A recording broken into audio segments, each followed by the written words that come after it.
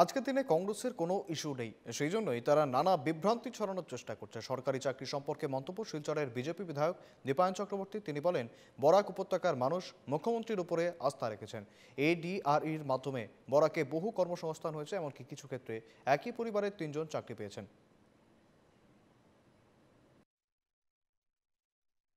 একটা ভ্রান্ত ধারণা, ভুল ধারণা।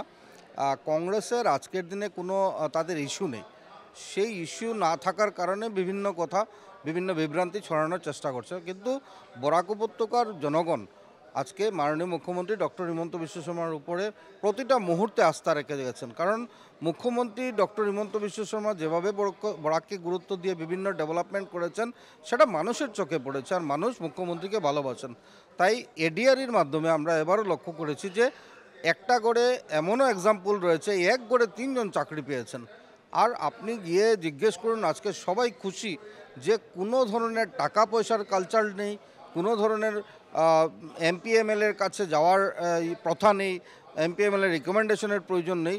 সেই জায়গায় দাঁড়িয়ে আমি বলবো যে কংগ্রেসের সেটা ভারতীয় জনতা পার্টির মুখ্যমন্ত্রী ডক্টর হিমন্ত বিশ্ব শর্মা থেকে শেখা উচিত, কী করে আজকে সমাজকে একটা সুব্যবস্থা দেওয়া যায়।